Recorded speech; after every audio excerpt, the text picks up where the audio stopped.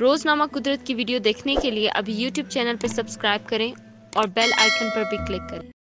नहमदुहु व नुसल्ली अला रसूलिहिल करीम, अम्मा बाद फ़अऊज़ु बिल्लाहि मिनश शैतानिर रजीम, बिस्मिल्लाहिर रहमानिर रहीम। जनाब स्पीकर, ये जो एजेंडे के नुकात हैं, यकीन जानिए एक एक नुक्ते को देखने से दिल भी दहल जाता है और रोंगटे भी खड़े हो जाते हैं। यास व मायूसी जो है वो भी घेर लेती है। अल्लाह करे कोई ऐसा सबील आए कि पाकिस्तान के अवाम, बलूचिस्तान के अवाम दूसरे ममालिक की तरह एक पुरअमन फ़िज़ा में अपनी ज़िंदगियां गुजारें।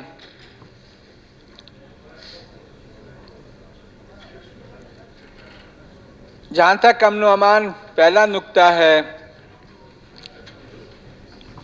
जनाब कहाँ से शुरू किया जाए? मैं इस डिटेल में अगर जाता हूँ कि क्या क्या हुआ, कहाँ हुआ, तो मेरा ख्याल है किसी दूसरे साथी को भी नहीं मौका मिलेगा और आज ये घंटों में भी ये तफसील ख़त्म नहीं होगी। गुजारिश ये है कि हम यहाँ बैठे हैं, इसका मदावा निकालें। ये हकीकत तो अपनी जगह पे कायम है कि 73 साल से फ्रस्ट्रेशन है, माशरे में बेचैनी है, लोग परेशान हैं, इंसाफ नहीं है और ये तमाम चीज़ें मिलकर बदअमनी भी फैलाती हैं। ये तमाम चीज़ें मिलकर जो हमारे दुश्मन हैं उनको भी मौका मिलता है, पाकिस्तान के दुश्मनों को भी मौका मिलता है यहाँ अपने जो अज़ाइम हैं, नापाक अज़ाइम, उसके ज़रिए यहाँ अफरा तफरी, ये सारी चीज़ें तो हमें मालूम हैं। और इस वक्त जो ये वाक़यात हो रहे हैं यहाँ पे, जैसा कादर नायल साहब ने तफसील से अपनी बात बताई कि किस बेदर्जी के साथ और उसकी जिबर के साथ ये शहादतें हुई हैं। यहाँ पे पूरे बलूचिस्तान पे अगर आप नज़र डालेंगे तो कोई भी जगह ऐसी नहीं होगी जहाँ शहादतें नहीं हो, जहाँ बर्बरियत नहीं हुआ हो, जहाँ लोगों पे जुल्म नहीं हुआ हो। लेकिन देखना ये है कि इसका मदावा क्या होना चाहिए। 73 साल तक तो हम ये चीखते चिल्लाते आ रहे हैं। 2.5 साल से हम इस असम्बली में भी यही बात करते हैं कि जी हम यहाँ अमन व अमान पे बहस करते हैं, अगले इजलास तक अमन व अमान के कई वाक़यात सामने आ जाते हैं, फिर अमन व अमान की बात चलती है, फिर तीसरे इजलास के लिए जो आइंदा इजलास आता है उसमें भी अमन व अमान के लिए तहारीक आते हैं, करारदादें आती हैं, लोगों की चीखो पुकार होती है। मैं समझता हूँ कि ये देखा जाए कि रिस्पॉन्सिबिलिटी फिक्स की जब तक नहीं होगी, जब तक एक तरीक़ाकार वाज़े तौर पे हम नहीं अपनाएंगे, तब तक न अमन व अमान पे काबू पाया जा सकता है और न ही अदल व इंसाफ का तवक्को हम कर सकते हैं और न ही ये जो बाकी नुकात हैं उस पे किसी हद तक पहुंच सकते हैं। तो जनाब स्पीकर, हमारा एक दस्तूर है, हमारे मुल्क के कवानीन हैं और उन कवानीन, हमारे दस्तूर, उसमें कई हकीकतें ऐसी हैं जिसको हम पांव तले रौंद रहे हैं, जिसका हम कोई परवाह नहीं करते। हमारा कॉन्स्टिट्यूशन लाइफ, प्रॉपर्टी, उसकी गारंटी देता है और वो गारंटी कौन होता है? स्टेट गारंटी देता है। स्टेट की ये रिस्पॉन्सिबिलिटी है कि लोगों की जान व माल का मुकम्मल तहफ़्फ़ुज़ हो। अब अगर स्टेट लोगों की जान व माल को तहफ़्फ़ुज़ फराहम नहीं कर सकती तो ये देखा जाए कि फिर उस स्टेट की कैफियत क्या होनी चाहिए, उस हुकूमत की हैसियत क्या होनी चाहिए।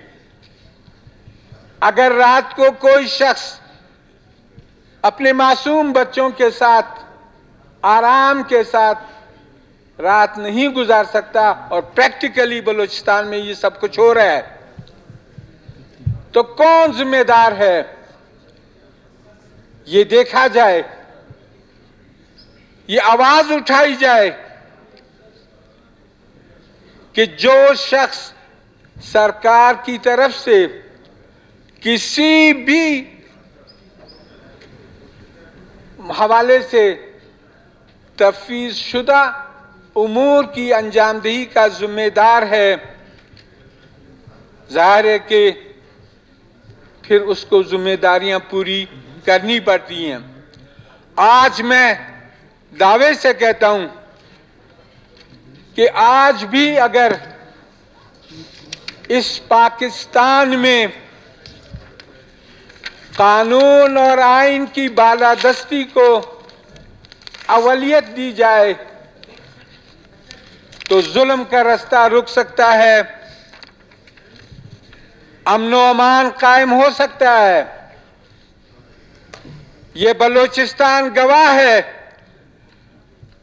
कि उस दौर में जब यहां न कोई थाना था, न कोई SHO था, न उसके साथ 25-30 अफराद की नफरी थी, लेकिन रिवायात थे,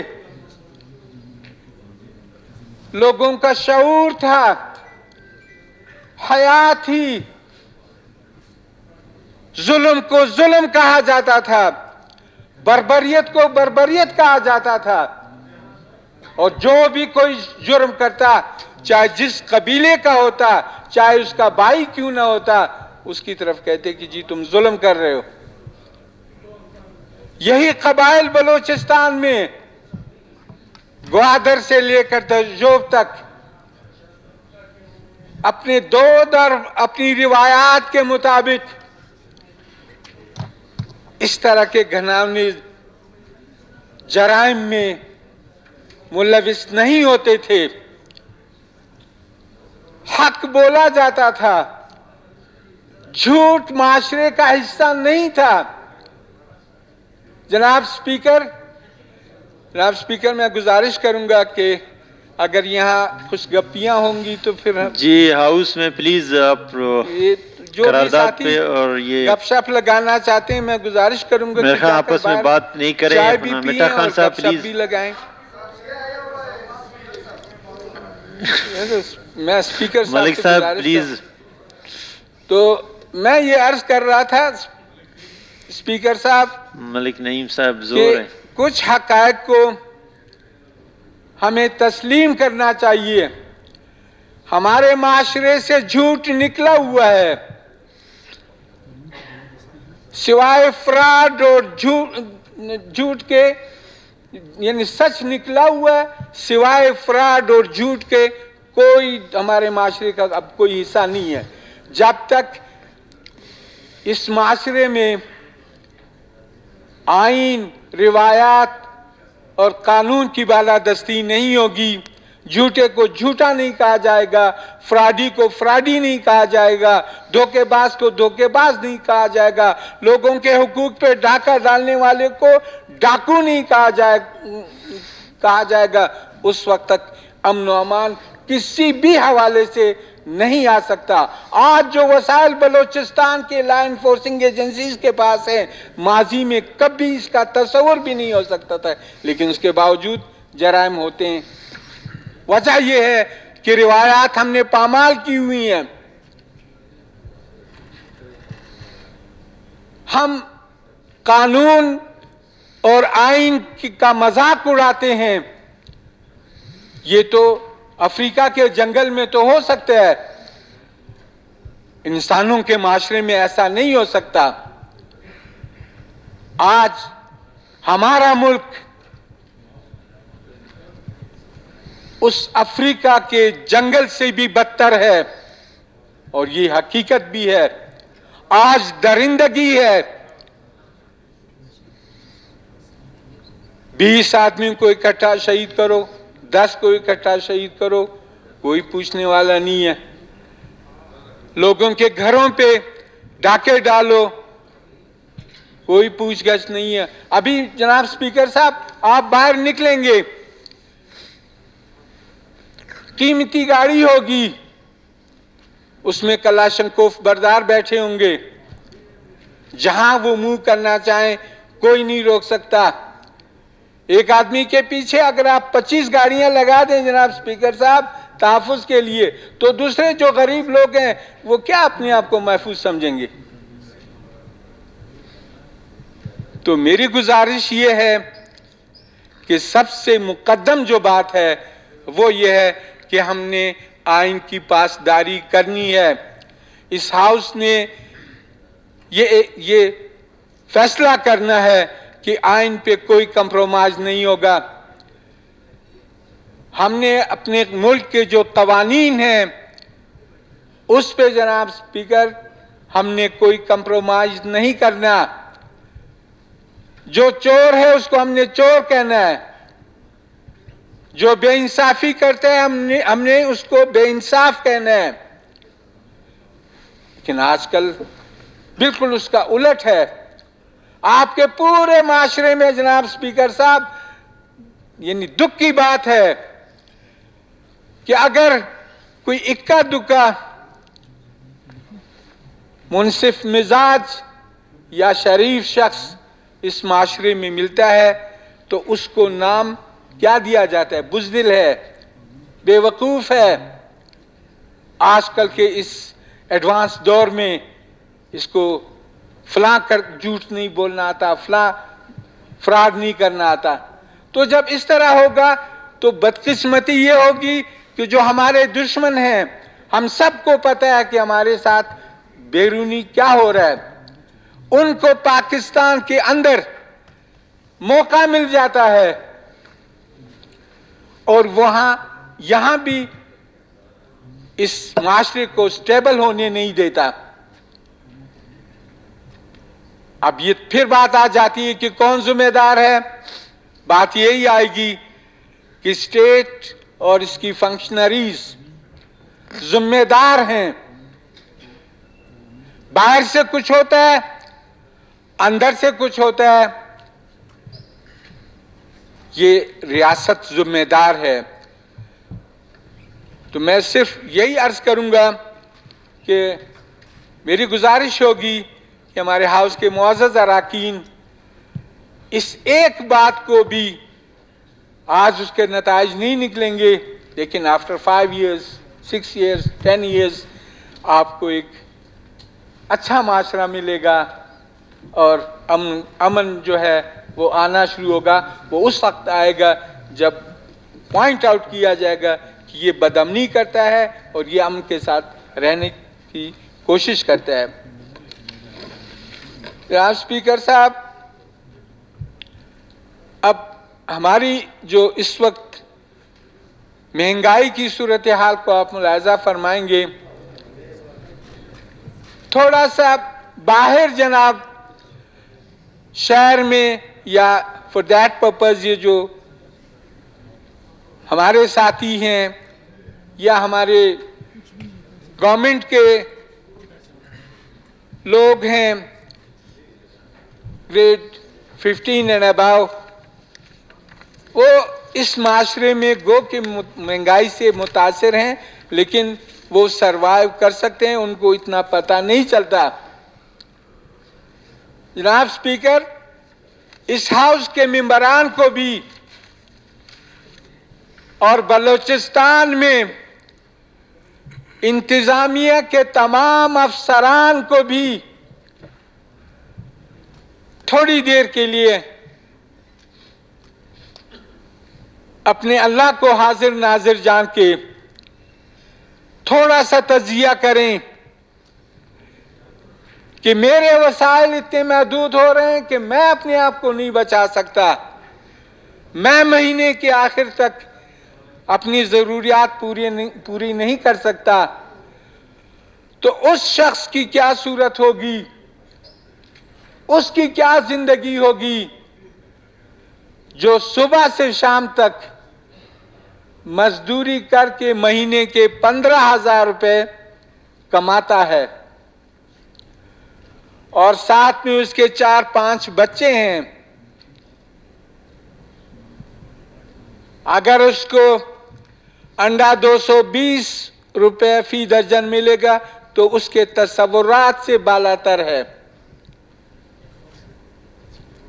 अगर 50 किलो आटे का तेला उसको 3100 या 3200 का मिलता है तो उसकी कैफियत क्या होगी? बाकी चीजें तो आप देख लें, गोश्त का तो वो तस्वुर भी नहीं कर सकेगा। सूखी रोटी पे वो अपना गुजारा करेगा। फिर आगे आप देख लें कि इसके बच्चों का मुस्तकबिल क्या होगा, वो बच्चों को पढ़ाएगा कैसे, तालीम की उसकी क्या कैफियत होगी, सेहत की क्या कैफियत होगी। वो खुदकुशी नहीं करेगा तो क्या करेगा? वो तमाम वो अमाल करेगा जिससे अपने बच्चों को जिंदा बचा सके। लेकिन यहां पे इस चीज को देखा नहीं जाता। जिन लोगों का कोई इनकम नहीं है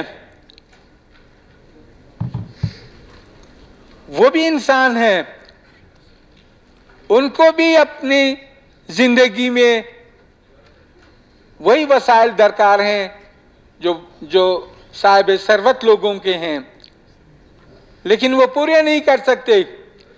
अभी फिर एक बात आ रही है कि पेट्रोल और डीजल के लिए 11-12 रुपए फी लीटर महंगा करने की समरी भिजवाई जा रही है। तो जनाब स्पीकर, ये हमारे सूबे के गरीब लोग, उनकी क्या कैफियत होगी? गवर्नमेंट का फर्ज है कि गरीबों को उनकी जिंदगियों से, उनके मुंह से नवाला ना छीने। हम एक इस्लामी माशरा है और एक इस्लामी माशरे में कफालत जो है वो सरकार की जिम्मेदारी है। आज जो लोग अफरात और तफरीत में हैं, जो बड़े हैं वो बड़े होते जा रहे हैं, जो गरीब हैं वो जमीन के अंदर धंस रहे हैं। इस तरह फिर हम कहें कि जी हमारे माशरे में खुशहाली हो, कैसे होगी? अमन हो, कैसे होगा? लोगों की जरूरियात पूरी हो, ये तो सरकार की जिम्मेदारी है कि इस चीज को देखा जाए कि वो तमाम अशिया जो लोगों की कुव्वत खरीद से बालातर हैं उसका वाज किया जाए। जब तमाम चीजों में सब्सिडी दी जाती है तो लोगों को की जिंदगियां बचाने के लिए भी ऐसा तरीक़ेकार रखा जाए ताकि कम से कम लोगों को अपनी सांस लेने का मौका मिल सके। इसी तरह जनाब स्पीकर, ये जो बिजली और गैस है वो भी अब तो सरमायादारों का एक जरिया बना है, गरीब के बस से तो बाहर है। हमने यहाँ कोशिश की, इस हाउस ने जनाब के ताउन से, कि एक फिक्स रेट रखा जाए ताकि लोग बिजली से मुस्तफ़ीद भी हो सकें और सरवाइव भी कर सकें। अनफॉर्चुनेटली बलोचिस्तान असम्बली ने करारदाद यहाँ से मंजूर की, लेकिन अनफॉर्चुनेटली उस पर कोई अमल नहीं हुआ है। पहली तो मैं ये गुजारिश करूंगा जनाब स्पीकर कि आप मेहरबानी फरमाकर उस करारदाद की रोशनी में फेडरेशन को ये यहाँ बलूचिस्तान के लोगों के साथ जो कुछ हो रहा है उसको मद्देनज़र रखते हुए एक फिक्स जो रेट का जो हमने करारदाद पास किया उस पर अमल दरामद कराए, ताकि लोग हमेशा जो रिश्वतखोरी हो रही है उसका भी कला कमा हो, जो लोगों के साथ ज्यादती हो रही है उसका भी रोकथाम हो। एक गरीब आदमी 15,000 रुपये टोटल असासा है महीने का, अगर उसके पास 20,000 बिजली का बिल आता है तो बेहोश नहीं होगा तो क्या होगा। इसलिए मेरी गुजारिश है कि उस करारदाद को, कि आप हमारे कस्टोडियन हैं, उस करारदाद को लेकर उसकी मंजूरी करा दें। जी शुक्रिया। दूसरी गुजारिश जनाब स्पीकर साहब, इस मत में ये है कि ये आम तौर पे दुनिया का उसूल है, बिजली और गैस जो बलूचिस्तान के आवाम को प्रोवाइड की जाती है उसके बदले में उनसे बिल लिए जाते हैं। हमारा ये हक बनता है। मलिक साहब इसको मेरे ख्याल कंक्लूड करें, बाकी भी आपके मेंबरान बोलना चाहते हैं। इसको खत्म कर रहा हूँ जनाब। जी शुक्रिया। 3-4 मिनट।